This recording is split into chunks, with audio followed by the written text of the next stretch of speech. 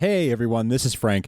Wanted to share some exciting news with all of you. I'm happy to say that Hatewatch With Us is the newest addition to the Thought Bubble Audio Network. It's hosted by these two incredibly smart and funny women, Kirstie and Kelsey, and it's what they're calling a variety show for sarcastic people. Kirstie and Kelsey provide this really fresh perspective on movies, TV, books, pop culture, and media in general, and they do it all with lots of humor, lots of heart, and a little bit of snark. Hate Watch With Us is the first existing podcast, actually, to join the network. Up till now, all our new shows have been brand new shows, but this is an existing show we liked so much, we asked them to kind of join under our little umbrella here. So we're really excited to have them, and we think you're going to love them too. I very much enjoyed a recent mini series they did called Rom-Comjucation, where they kind of went back and looked at the history and the evolution of the rom-com genre and pointed out sort of everything that was right and wrong about it. It was really entertaining, really funny, really smart.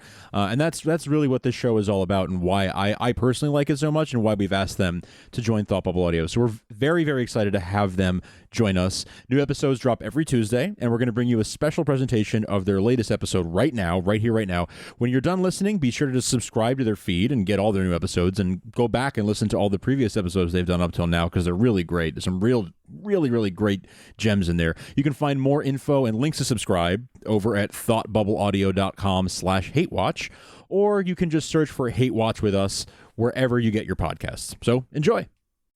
Thought Bubble Audio.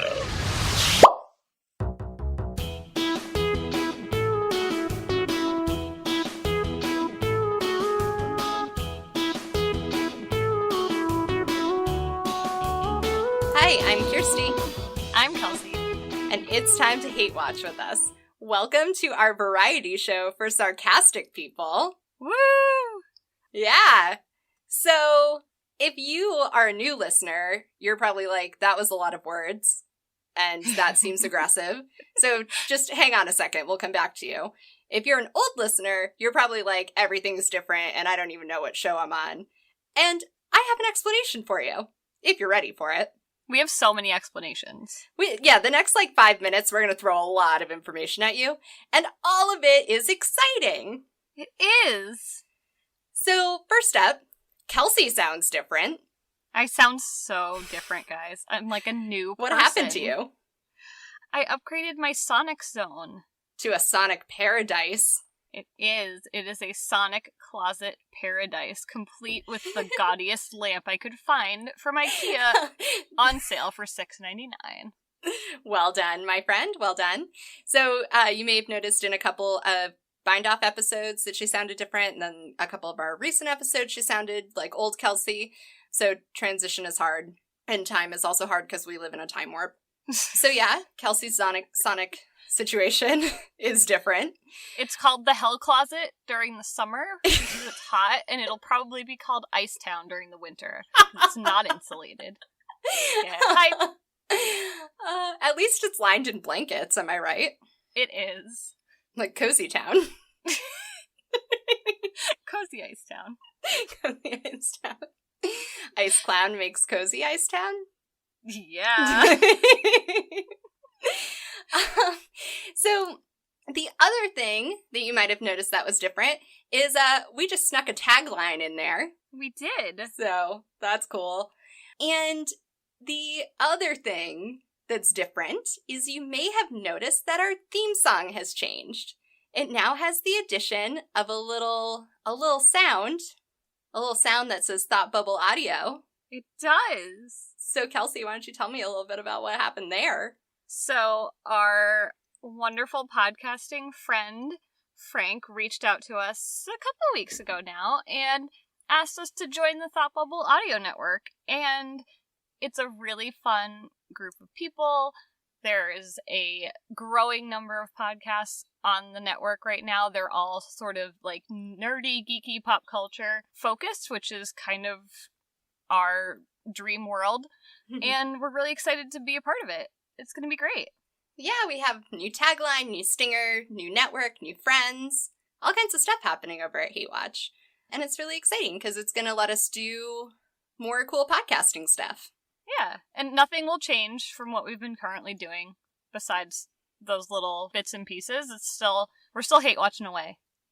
Yeah, everything else will be the same. The feed will be the same. Mostly the only thing that'll change for us and for y'all is that we have more friends now. Yeah, you know how we love friendship. We love so much friendship. And you new listeners, I told you we'd come back to you. So we're here to hate watch stuff. And as we mentioned in our tagline, we're sarcastic people who like a variety of things. Yeah. So we're not going to be mean about our hate watches. It's pretty fun. We're also maybe sometimes going to hate watch our joy together about things that we like. Like we're going to do tonight. Yeah, we are. What else do we do? All sorts of fun things.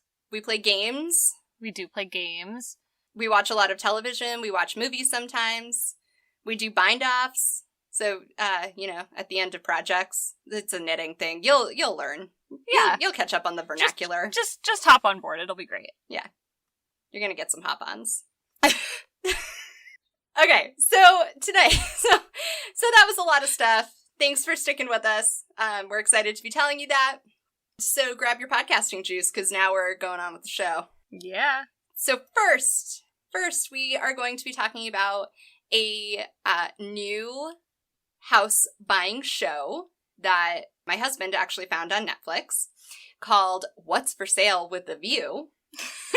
I wrote it down as House with a View, ? The title is memorable. We've called it like 5 different things over the last couple days. It's been that Canadian house show. For a while, it was what view for sale in my notes.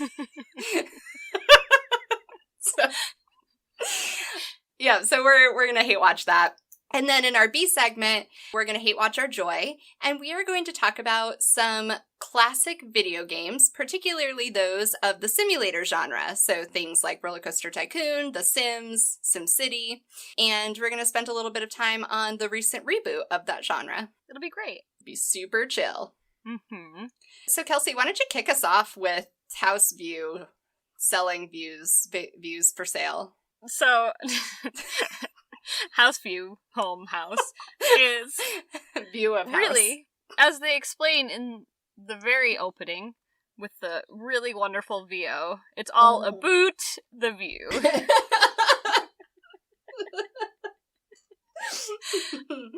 So, we've watched a lot of HGTV. We've seen a lot of Canadian house buying programs. For some reason, this is the absolute worst take on a Canadian house buying show that I've ever seen. It's like not even peak Canadian, right? Like it's not even like it's so Canadian that that's what makes it hate watch worthy.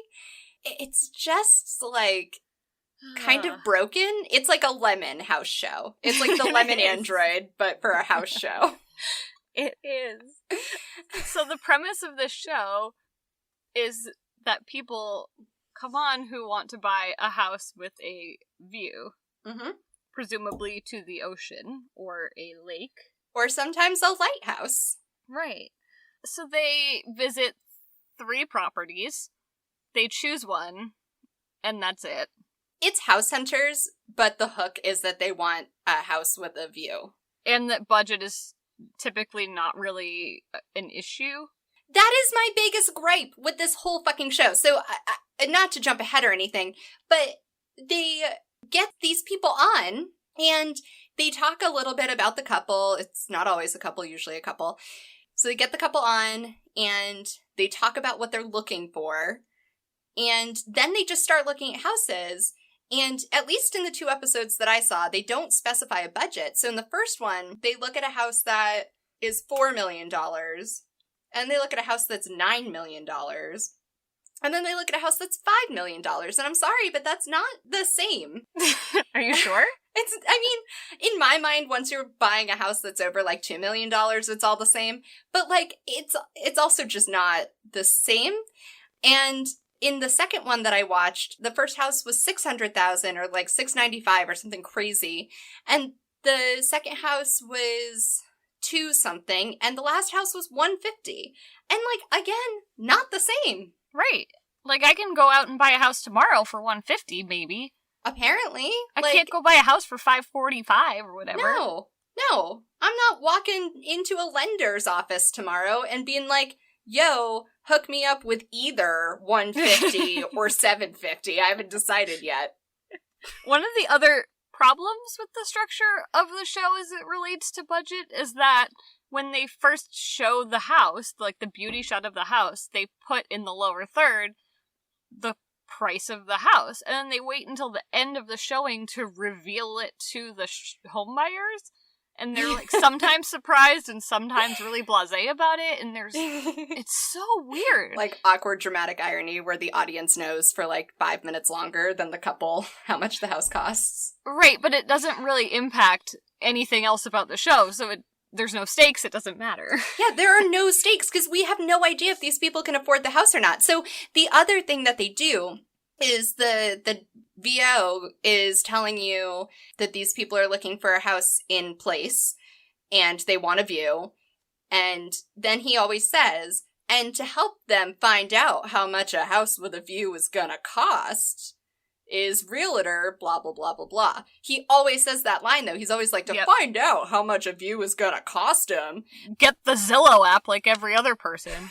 They set it up so that you come into it expecting this to be about how houses are expensive.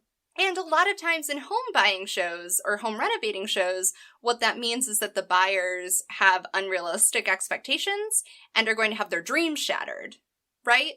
Like, that's why Property Brothers starts with a house that's out of the people's price range. Because it's supposed to be like, shit's expensive, bursting your bubble. So they set that up, and then they don't tell you what the budget is. So especially for the first house that the people see, the realtor reveals the price, and it's like the big reveal.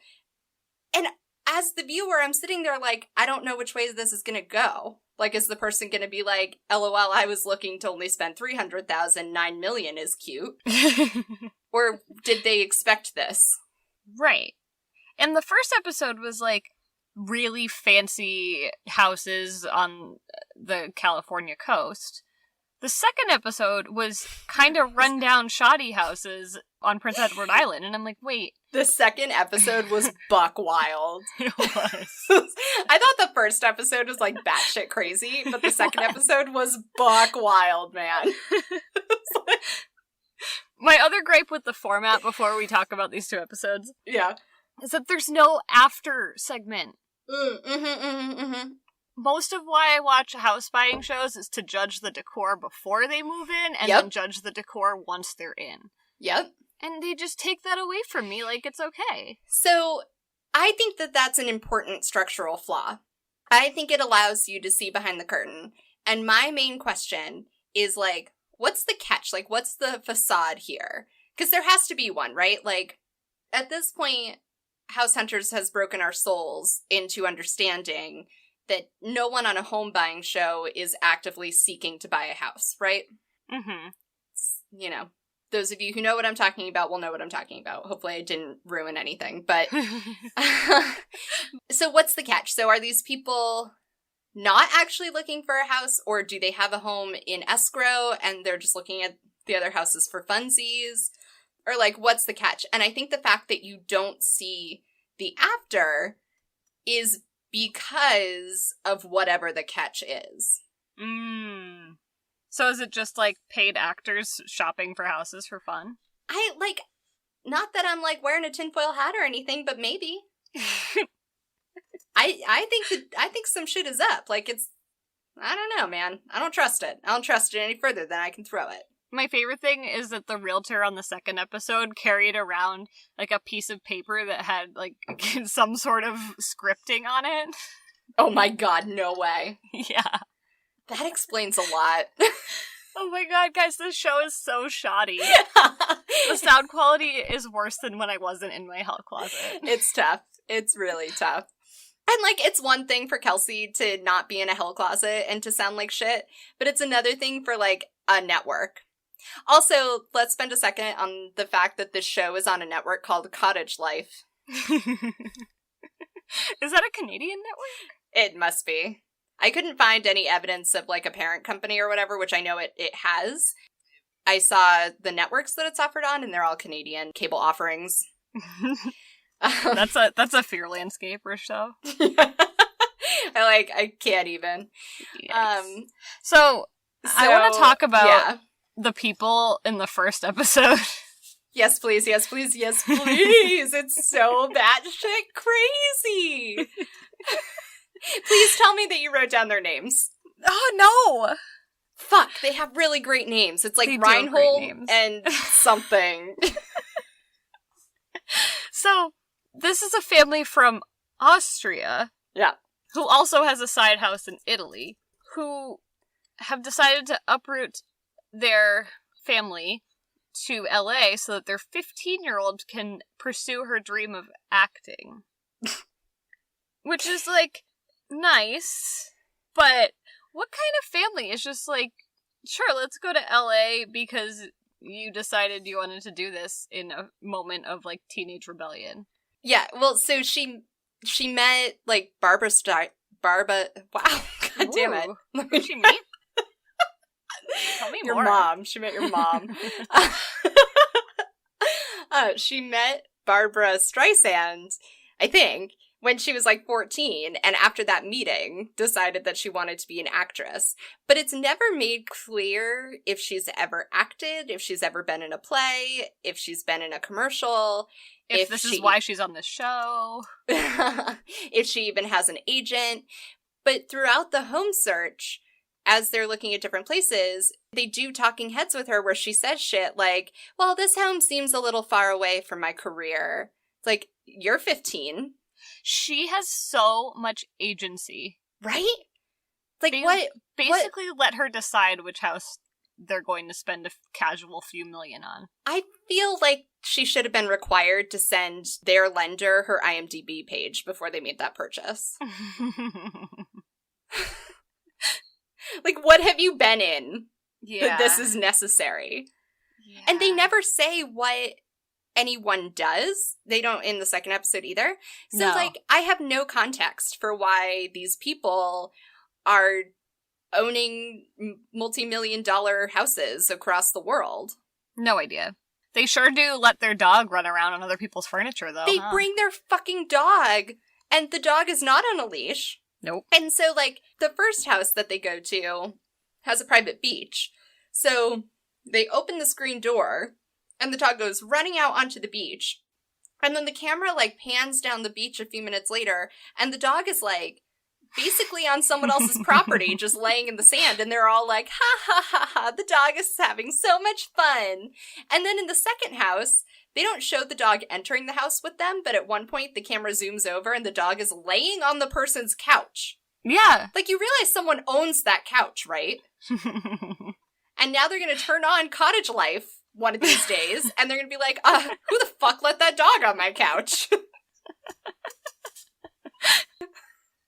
It's so bad. So, let's talk about the eccentric couple on episode number 2. Okay. So they live on Prince Edward Island, and the woman is a chef, and they don't say what her husband does. But when the woman was a child, there was a song on the radio that had something to do with being married to a lighthouse keeper. And so she decided that it was her life dream to either marry a lighthouse keeper or live near a lighthouse. And so her whole home search is predicated on looking for a house with a view of a lighthouse. Sure. Sure.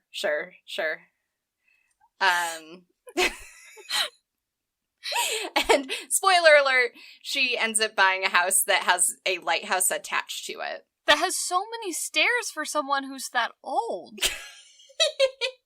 I don't know, she was looking pretty spry. Yeah, for now, but a house is an investment. Well, what? If she has like a 15-year mortgage, she'll be chill. I mean, they started her looking at a $650,000 house, and they ended with her buying a $250,000 house. So, like, how much mortgage could she really have if she was prepared to buy a $600,000 house? Fair. I'm just Fair, saying, fair. girl had a down payment. And they also don't talk about the neighborhood they're moving into, Nope. or why they're moving, besides weird whims about lighthouses, or like, do they have another house and is this a summer house? Unclear. Super unclear. The show is really not here to answer questions, though. The show is just like, House of the View. Ooh, water. I want to look at stuff. Look at that view. And every room they walk into in every episode, the realtor is like, and the view out of this window, and the family's like, oh, look at the view. It's like, if you wanted to make a drinking game for this show, you could not drink when they say view, because you would be toasted by the end of, like, the opener. You could definitely waterfall every time they talk about the power of the ocean, though. Yes. Yep. Oh, it drove me crazy in both episodes. They're on the ocean. They're looking at houses on the ocean. And both sets of couples walk into, like, every room and are like, oh, I can smell the salt. I can smell the ocean. It's like, well, no shit you can. You're looking for a house on the ocean. It's sort of like in House Hunters when people walk into the kitchen and say, oh, I could see myself cooking here. It's like, well, no shit, it's a kitchen. Right. It's the same shit. Same shit, different House Hunters. But, for whatever reason, this show does not have the sticking power of any dumb HGTV show that I will watch 7 episodes of. I think because the premise is dumb. It's like, so and don't dumb. get me wrong, there are a lot of dumb premises. Like, when I was on vacation, I was watching HGTV in the hotel room because you have to. And one of the shows that was on was My Dream Lottery Home. And it's people who won the lottery and are now buying houses. Like, Right. That's a pretty, like, transparent premise. That's dumb. The only thing that was great is that David Bromstad was the host, and I haven't seen him in forever. I know! Oh my god, I missed him so much. So, but this is a thin fucking premise. So what you're saying is, if you want to watch a show about finding a house with a view, you should watch Beachfront Bargain Hunt instead of Yep. Looking for a House with a View, or whatever the fuck this show is called. View my house. Well, and that's the problem, right? Is like, people really like house hunting shows, but I haven't looked at, like, the viewership to know if this is actually an issue, but networks don't seem to feel confident in just having a full slate of house hunters. It's like, we're not content just having house hunters. We have to have, like, Tiny House Hunters, House Hunters International, House Hunters Divorcee, House Hunters for dogs. Like, let's not hate on my favorite hate watch of all time. Tiny House Hunters. Like, Yurt Hunters. Like, it's... I would watch that too.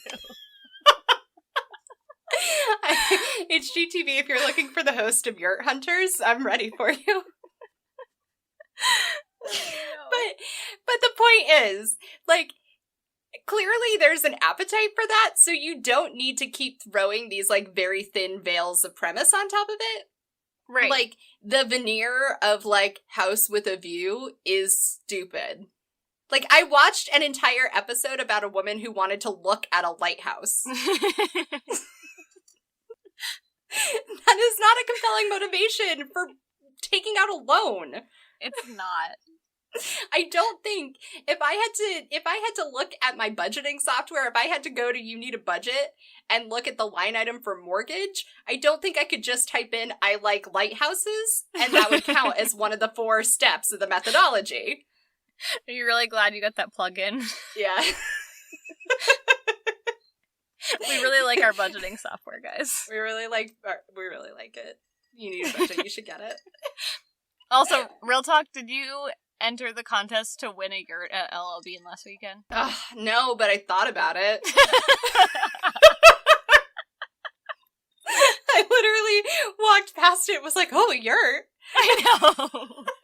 So, Kelsey and I took the same vacation, but, like, a week apart. And we both went through Freeport, where the big LL Bean is. And they were giving away your dream yurt. It wasn't just a yurt, it was your dream yurt. I don't think LL Bean is fucking ready for what my dream yurt actually looks like. No, they don't make that type of material. No. You want to talk about Pinterest lies, by the way, throwing it back to last week. Many weeks ago. Time is nebulous. Nothing fucks you harder than time. Anyway, so...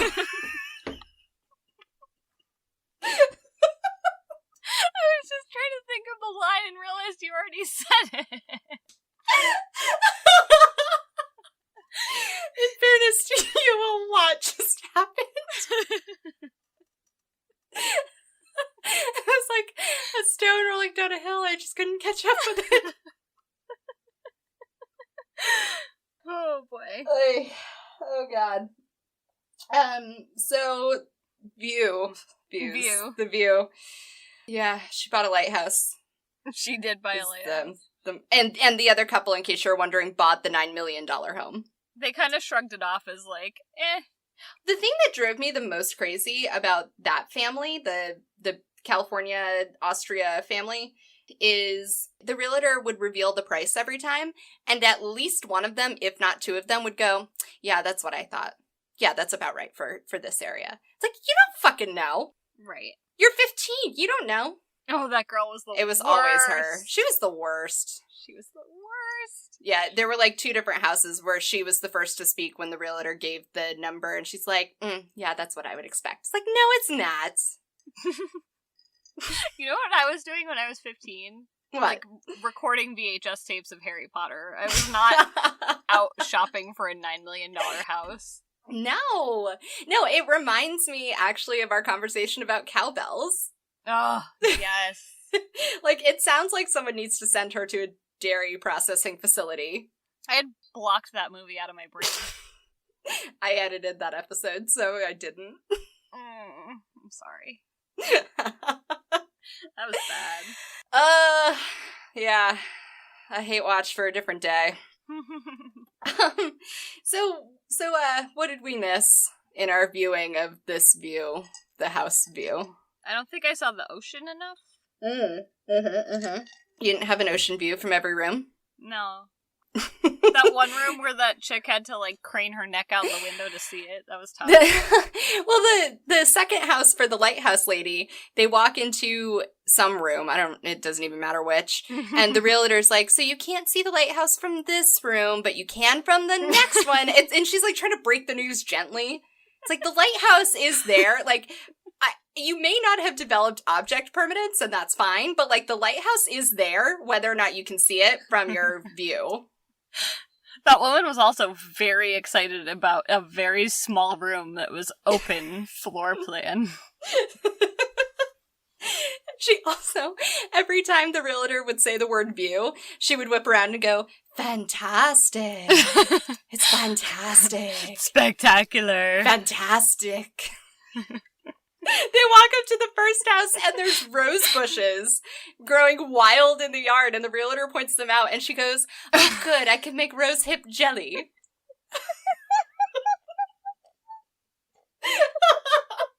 Like, well, thank the Lord above. I was so worried. Oh no. Like, what's for sale with a view? Psh, what's for sale with rose hips? Oh, Canada never changed. Oh my god.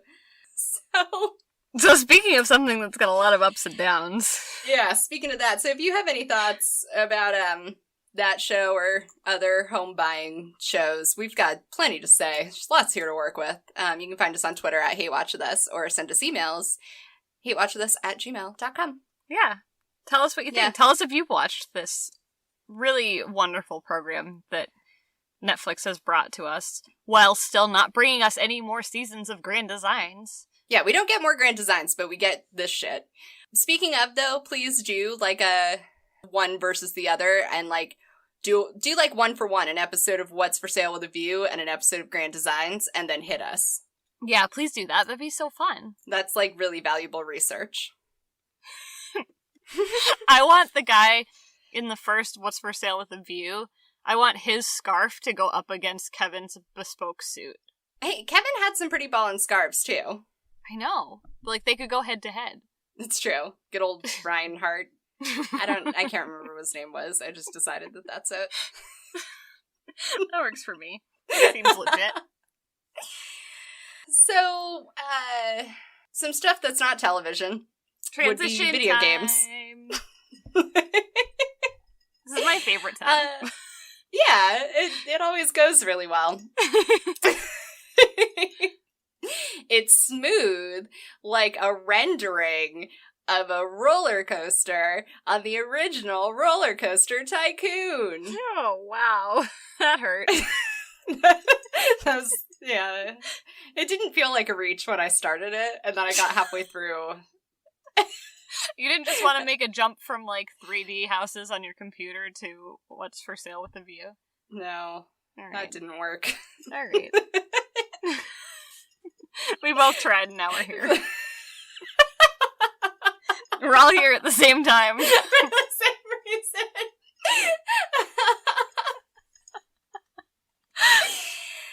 So, if any of y'all listened back to the first episode about formative media, you'll hear the moment that we decided to talk about video games.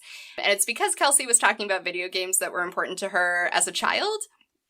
And then we both sort of realized at the same moment that there has been a revival of the simulator genre, particularly with City Skylines and Planet Coaster, and we are both big fans of those franchises. And so in the episode, we get very excited about it, and I say I'll add it to the spreadsheet, and I did while we recorded, and now here we are. And it's finally time to have that conversation. I'm really glad you included showing off about our spreadsheet. Our spreadsheet is a work of art. Side note, I saw a thing on Facebook the other day that there is like a national competition circuit for spreadsheet building. How do we enter? Just give us the prize now. Just give us the prize now. Like, I am so ready to enter that competition. I know you are. I would be really good at that. So, yeah, we have a spreadsheet is like the bottom line. Just put in the plug for our own spreadsheet. Anyway, let's talk about video games. Let's do that. It's your turn now. I've done a lot of shit in the last few minutes. You did the hard work here. So, I think our initial conversation about this was talking about how we liked the original versions of a lot of these games and how they suddenly dropped off the face of the earth because they got terrible. So terrible. So terrible. So I think I can't remember what my entry point was into the simulator genre. I don't know if it was The Sims or Roller Coaster Tycoon, but... Mine was Roller Coaster Tycoon, and I bought it at Costco. Cool story. Tell it again. Well, I can, actually, because then I bought Zoo Tycoon at Costco. Oh my god, Zoo Tycoon is trash! Hey! I am offended. Good. Not only did I have Zoo Tycoon, but I had Zoo Tycoon 2 and all the expansion packs. Those the expansion were, like, packs rip-offs. were lit. They were so rip-offs. fucking good. They were Nuh-uh. rip-offs. Nuh-uh. I don't even think they were distributed by whatever company distributed Roller Coaster Tycoon. Yeah. They copied their intellectual property and just So? sold it. So? It wasn't like, we're not talking about like Lemonade Stand Tycoon, which is a legitimate game that was also sold at Costco.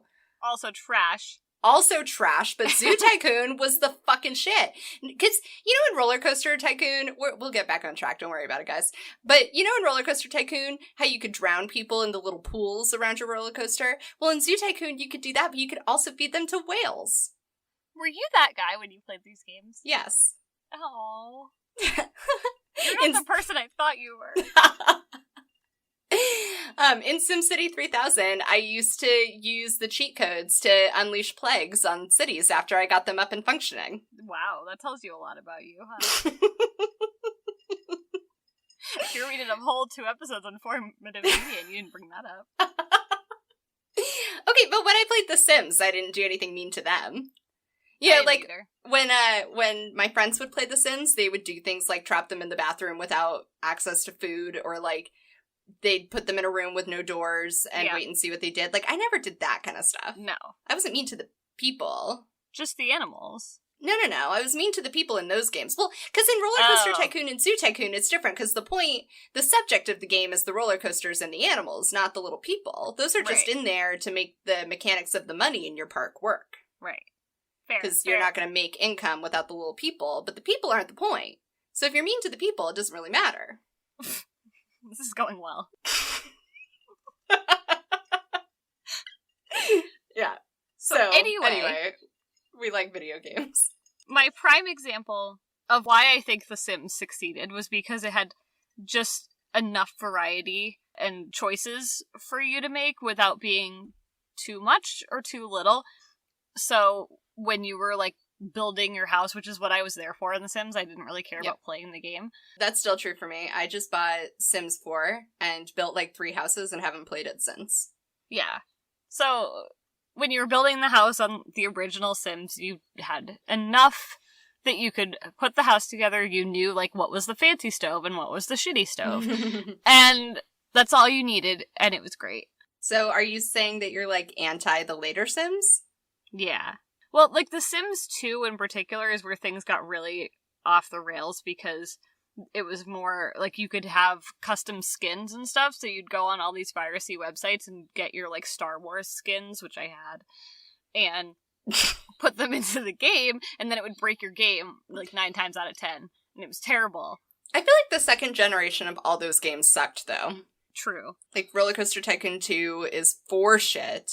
Zoo Tycoon 2 held up. Yeah, Roller Coaster Tycoon 2 is the worst. I don't know about that.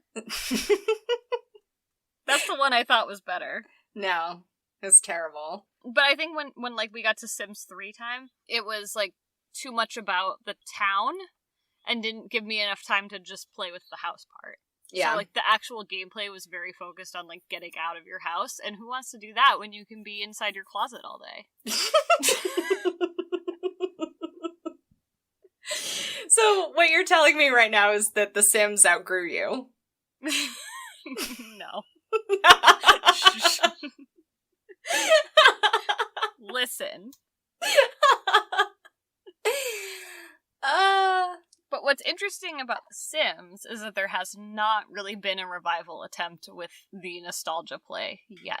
No, and I wonder if it's because Sims, like proprietary Sims, has stayed pretty strong. Like, they rode for a very long time on the success of Sims 3 and just released expansion packs for, like, it probably wasn't 10 years, but it felt like it could have been 10 years. The expansion packs were always such a ripoff. Yeah, I do not understand Sims expansion packs, like, to this day. When I bought Sims 4 last year, I tried getting an expansion pack because I was like, maybe I'll care more about it. And I don't. But all of my friends were super into the expansion packs. Like, they had many of them. I think it's like the same as when your friends had like 8 American Girl dolls and you only had 2. They just wanted to show off. I was gonna say, like, that is not an equation I'm familiar with, because what? Like, that is a Samantha-like universe in which you can have more than one American Girl doll. Well, just saying. Okay, but 1 to 2 was kind of the same. Oh my god. So anyway, I think, like, Sims has been able to keep putting out games. Sims 4 is not that old, and I think is doing alright. I didn't even know there was a Sims 4. Yeah, I didn't know either. Last year, while I was waiting for Planet Coaster to officially drop, I decided to get back into all of the games. So I had just gotten City Skylines, and I tried to get the original Roller Coaster Tycoon, but they only had Roller Coaster Tycoon 2, which is how I realized that game sucks. And Zoo Tycoon is not on Steam, which is unfortunate. I got the original Roller Coaster Tycoon. It's available somewhere. Yeah, I feel like I do have it. I just don't remember. That game, of all of the Roller Coaster Tycoon franchise, the first one holds up the best. It is great. The music, I think, will also be stuck in my head forever. Yes, absolutely. I think it might actually be the reason why I don't listen to music while I play video games. I think that might be where that originated. I play all video games on mute. Except sometimes I listen to Planet Coaster because you inspired me. That has the best soundtrack. It has such a good soundtrack. But I later played Roller Coaster Tycoon 3, which I also bought at Costco. And I also had, I don't think it was Roller Coaster Tycoon proprietary, but it was something similar for the PlayStation 2 that was terrible. And I tried playing Roller Coaster Tycoon Mobile. Yeah, it's not good. Which is even worse than Sims Mobile. Yeah. I like all of the non-computer versions of these games have been terrible. I remember I had like Sims for Wii or GameCube or something, and that was bad. Know that was even a thing. Sounds like a nightmare. Yeah, it was a nightmare. Yeah, so this genre has had a revival recently. So after the third generation of the games, I feel like, so Roller Coaster Tycoon 3, SimCity 3000, I feel like the games started to like drop off, and maybe that's when consoles started to get really big. I'd have to look at a timeline to confirm that. But I feel like that, in my memory, falls in the timeline of like the PlayStation 2 and Xbox. Yeah. So then there was sort of like a drought for a long time. And then in the last couple of years, 2 games in particular have come to the forefront that have completely revived the genre. I believe they're both out of like indie developers. Yeah. So there's City Skylines and Planet Coaster. I think City Skylines came first. It did. And then Planet Coaster followed up.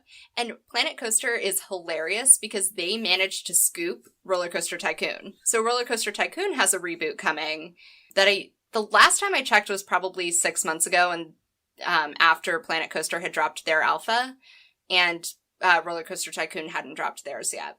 Yeah, we abruptly changed our plans to buy Roller Coaster Tycoon so we could buy Planet Coaster instead. And it was the right choice. Mm-hmm. From everything I've read, Roller Coaster Tycoon completely fucked up their chance to reboot, and Planet Coaster, like, now has the market share. It's so fun. Yeah, so, like, props to indie developers, first of all. But also, like, I love that the genre has had a reboot. It's one of the few reboots that I will ever, like, go to bat for. Yeah. And if you ever find yourself with a few minutes, a lot of the video game journalists, like, wrote some really interesting pieces about the fact that this genre is coming back and how these developers managed to bring it back and improve upon the original genre. Really fun read, good way to, like, throw back to what the original games were like. Yeah, I think Planet Coaster in particular is, it's interesting because there's a lot more to do, and there's a lot more options of how you can play the game. So there's, like, a sandbox mode if you want to play, like, Minecraft style. If you want to do, like, a classic challenge mode, like, that's what I'm here for because I need motivation. So they have those. There's, like, career modes. There's all these different types of things.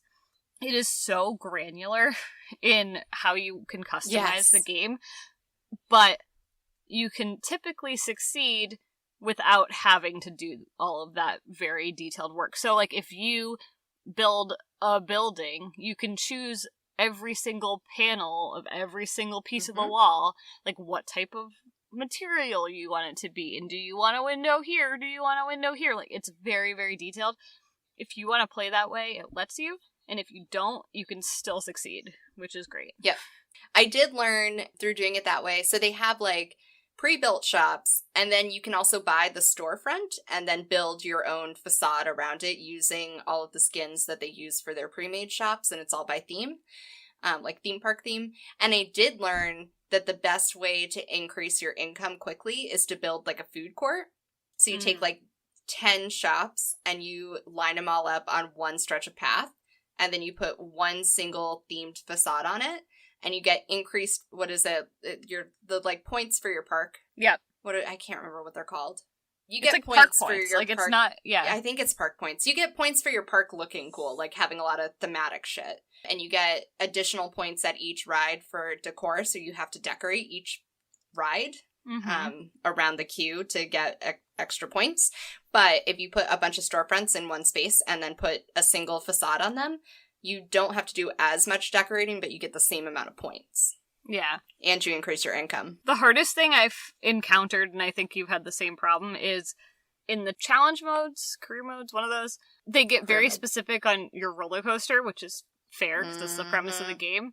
But it'll be like, you have to reach this velocity, but not make people puke, but also be this tall and go, I don't know, like, there's all these different specifics that you have to follow to beat the challenge, and it is so hard. So hard. I still can't beat that one. I think it's the last I can't park either. Of the, like, intermediate career level. It's a park that's on two sides of, like, a chasm.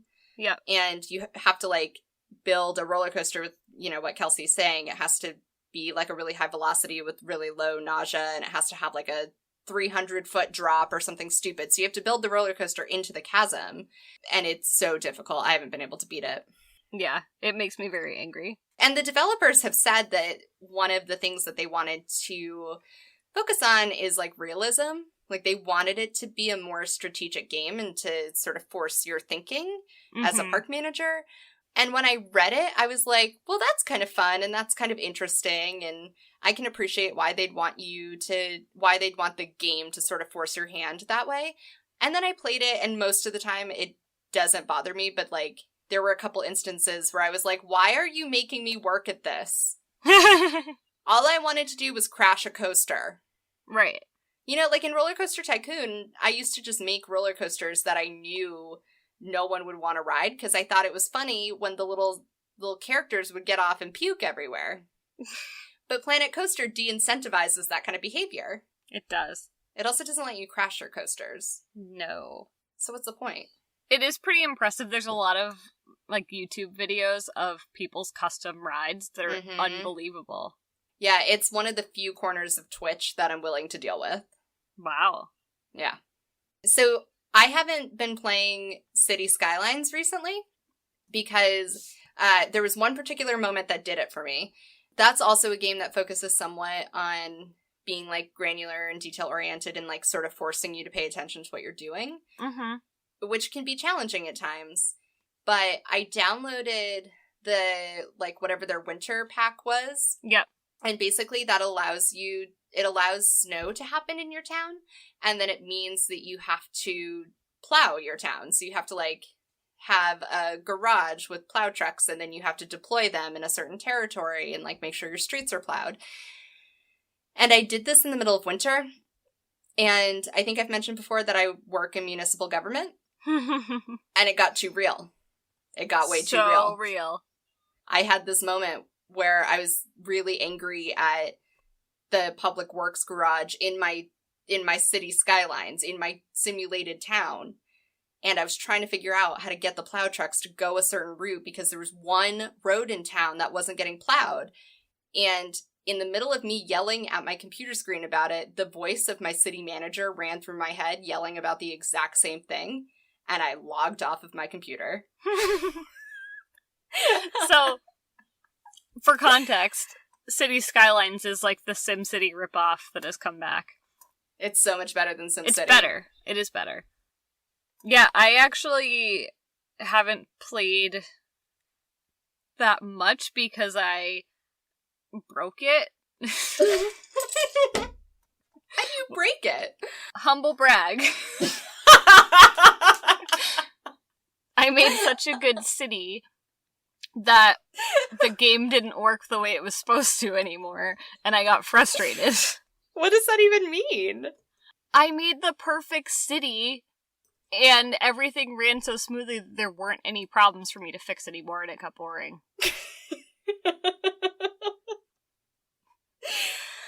Oh my god. And it was just like, it was a lot. Anyway, if you want all the details about how to make the perfect city, find me on Twitter at Hatewatch With Us. But Cities is fun. They've been releasing a lot of random expansion packs, like the winter one. There's a music festival one that's new. There was one that we got with, like, entertainment and tourism. So, and there's one with catastrophes now, so you can enable catastrophes. Ooh. Yeah, so I might play with that a little bit again, because I think that would be a good challenge. I loved that part of SimCity 3000. So they had one career mode in SimCity 3000 where it was the London fire. So the city looks like London, and when you start, the entire city is on fire. And you have to put the whole city out and then rebuild it and meet certain achievements. Or you could, like, if there were certain problems happening in your city, then you could, like, unleash a plague on it and destroy that part of the city and start over again. That's fun. Yeah, like, as much as it sounds like I'm torturing little CGI people, for, like, game purposes, for the strategy of, like, the world building, it's fun. Yeah. I never actually grew up with any of the SimCities. I, like, watched people play them, but I never owned them myself. That's crazy to me. I know. Did you only have Roller Coaster Tycoon? And The Sims. And The Sims. But it sounds like you were more of a Sims player. Yeah. I split my time pretty evenly. I feel like in my group of people, like, Sims was a social game, and Roller Coaster Tycoon was, like, a an antisocial game. Yeah, that's fair. Like, we would create, whenever we'd go over to a sleepover, we'd start a new game file and create a bunch of people and sort of play out that game and, like, build that house and whatever, and then that game file would kind of die. Yeah, the tricky part about The Sims is, like, as much as it was social, it was still one person driving. Yeah. So it was, That's like, true. very awkward. Waiting for everyone to, like, do all your clicks. Yeah. You know what's interesting is I never felt motivated by The Sims. So, like, The Sims has tried to be achievement-oriented, especially more recently, where, like, you have to get your sim a job and, Yeah. you know, all that stuff. But I have never really felt any sense of, like, urgency or desire even to meet those achievements. No. But I do in Planet Coaster and City Skylines. That's And true. that's been true for me for, like, all the iterations of those games. Yeah. What's up with that? I don't know, it's interesting. I think it's that, like, they put those at the forefront and The Sims doesn't. And so they'll just randomly be like, ooh, look at you, you got a new job, or you got older, or whatever. Right. I think the only thing I've ever tried with The Sims is, like, starting out with the house and playing it the way it was meant to without cheat codes. What? To build your house. So, like, you actually have to go to work and earn money to, like, build your house. So I'm a weird person, and I was a weird kid, and that's what I did. Sometimes. I don't think I know anybody who played The Sims without cheat codes. I did it for fun sometimes. That's so funny. I know. Actually, one thing that has been a major gripe for me as I've gotten into these new games is all of the games back in the day came with cheat codes. Like, not on the Yeah. box or anything, but, like, the cheat codes were written into the code. That's how they work. Right, like, Cheat codes. but I say that purposefully because the new games don't have them. True. Like, developers are not writing cheats into the code anymore. You have to play by the rules. Why, though? Like, half the fun was the cheat codes. And, like, the game, like, the developers earn nothing additional by you using or not using the cheat code. So if I go into sandbox mode and I hit shift $ for 3 hours, like I used to do that, I'd go into sandbox mode and put a tape dispenser on my shift key and a piece of tape on my 4 until I got to unlimited dollars, which Why took did you do approximately that? like an hour. Because it took forever. Why didn't you just use Motherload? No, this is on Roller Coaster Tycoon. They didn't have Motherload.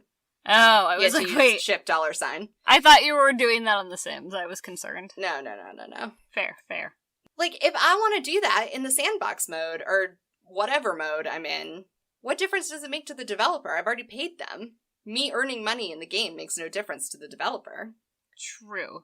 So I started this conversation on Facebook when I first got Planet Coaster and was like, why the hell are there no cheat codes in modern games? And someone said something along those lines like, oh, developers. And I just, like, I don't buy that argument because there's nothing in it for them. That's interesting. I don't really have an answer. Yeah. Because I would say bonus content, but that doesn't impact that either. No, it doesn't. Especially because, like, another interesting thing that's been happening with games in an age of Steam is developers release their beta, which is what Planet Coaster is in and what Minecraft is still in, and they just sort of never take it out of beta. Like, there's never a final stage. And so you're always kind of getting bonus content because they're always adding more code to the game. Yep. Astroneer is the same way. Like, Astroneer is technically, I think it's even technically still an alpha, but, you know, people are already buying it on Steam and playing it. Is that one of those fucking space games? Yeah. I can't. Yeah, it's Minecraft, but in space. Ugh. So you, like, get elements and build your little Yeah, I know. I know. I've space seen this hub. being The only played. thing that's interesting about Astroneer to me, as opposed to other games like Minecraft, is that you have a limited amount of oxygen before you have to go back to your base. Yeah. So, like, and, like, you can build little, like, oxygen lines out to wherever you're going. But, again, you have to be, like, more strategic. So, I almost feel like there's all these tycoon games and building games, but it's like all of the developers also wanted to make them puzzle games on top of being just sandbox games. I kind of like that, though. I don't hate it. It's just interesting. It's like a like a different shift in how developers seem to be thinking about the genre. Yeah. I feel like I need some direction when I play games like this, so I appreciate any type of, like, do this, then do this type of structure. Yeah, it's funny. When I was younger, I didn't ever play challenge or career mode. I only did sandbox. I don't think they were calling it sandbox back then, but like whatever the open mode was, that's the only way I ever played. And I would build these like really stupid parks, and I would have unlimited money, and I was just like trying to see how dumb my roller coaster could be and whatever.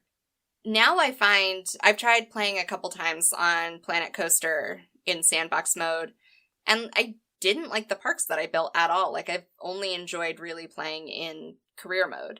Yep. Like, I find myself being more achievement-based now that I'm an adult. Shocker. Well, like, does it mean that the world has crushed my spirit to the point where I can't even be, like, free-spirited in my video games? Yep. So then is that what happened to game developers, too? Is that why they're so achievement-based? Maybe. It's like millennials have now come into the game development market, and we're all just broken souls. Millennials do ruin everything. We do ruin everything. However, we are responsible for rebooting the simulator genre. Yeah, and we're happy about it. We're extremely happy about it. I don't know, are there any other games that they should revive? I'm going to be waiting for Portal 3 for my whole life. Yeah, I've only played one stage of Portal, but I feel like I love Portal. I love Portal so much. If someone were to ask me without knowing that I'm a bad liar, I would be like, yeah, I fucking love Portal. I've only played like one stage of it, so I don't know where that comes from. So fun. I wouldn't hate a DDR revival. Like, I know there's Just Dance, but Just Dance, I've done lots of Just Dance. I work with kids. Just Dance is not the same as DDR. There is, like, some magic with DDR that Just Dance does not have. Yeah, that's fair. If you have thoughts or feelings, or if let you us know know more about video games than we do, and like, yeah, we don't know that much. Like, we just like kind of click the buttons. Like, we're not video game experts. We just watch TV. It's true. Hey, everyone has their specialty. Yeah, if you know more about video games than we do and want to like chime in about the genre or like teach us some stuff, like, we'd like that enlightenment. Or if you just have thoughts in general about these video games, if you have ideas about like urban planning in city skylines or super cool coasters that you've built or other theme park ideas, like if you want to talk about the stuff you're building in your game, send it all to us. Yeah. At Hatewatch With Us or hatewatchwithus@gmail.com. Yeah, and make sure to check out our friends at Thought Bubble Audio. ThoughtBubbleAudio.com has all of their other shows. So there's things like Beer with Geeks, where some great friends who are counterparts to us almost, they have a few beers, they talk about nerdy things. There's Academy Rewind, where they're talking about Best Picture nominees for the Oscars. There's some show-specific ones, so if you're into Supergirl on the CW or Krypton on Sci-Fi, there are dedicated podcasts for those shows, and it's all really great, so check it out. Yeah. If you like our sensibilities, you will enjoy the sensibilities of all of our friends at Thought Bubble Audio. Yeah. We're not the only ones making new friends. You listeners are making new friends, too.